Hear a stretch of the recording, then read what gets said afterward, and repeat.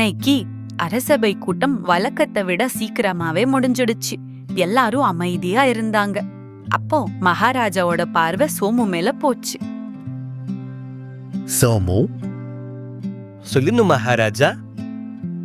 என்ன யோசிச்சுக்கிட்டு இருக்க? ஒன்னும் இல்லையே மகாராஜா, சும்மாதான் இருந்தேன். சரி, எனக்கு ஒரு பொருள் வேணும். நீங்க போய் அதை வாங்கிட்டு வரீங்களா?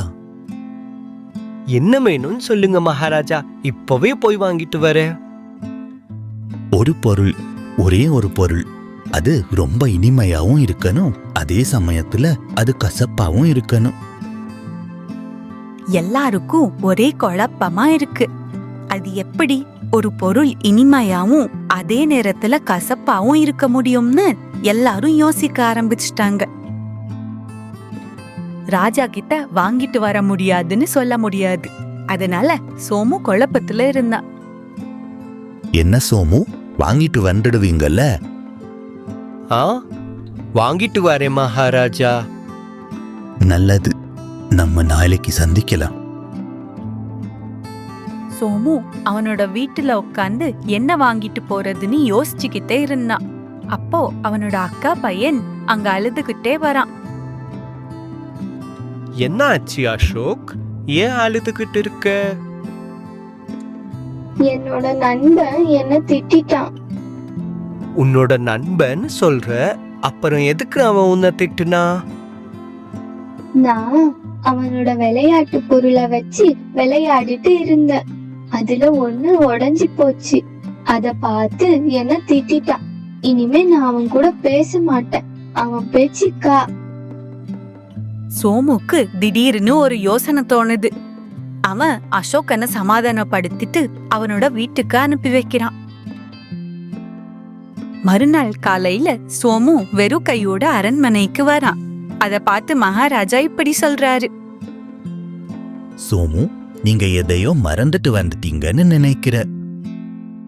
இல்ல மகாராஜா, நான் எதையும் மறக்கல. நீங்க கேட்ட பொருளை கொண்டு வந்திருக்கேன்.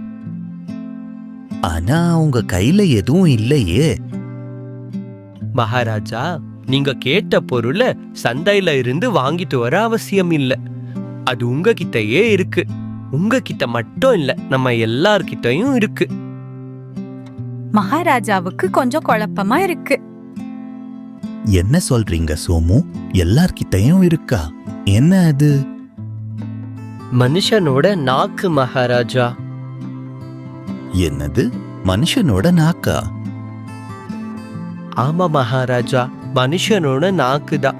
அதால மட்டும்தான் ரொம்ப இனிமையா பேசி ஒருத்தரை சந்தோஷப்படுத்தவும் முடியும், அதே நேரத்துல ரொம்ப கசப்பா பேசி ஒருத்தரை அழ வைக்கவும் முடியும்.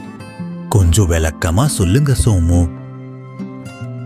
மகாராஜா, ஒரு மனுஷன் அன்பா பேசினா அது இனிமையா இருக்கும்.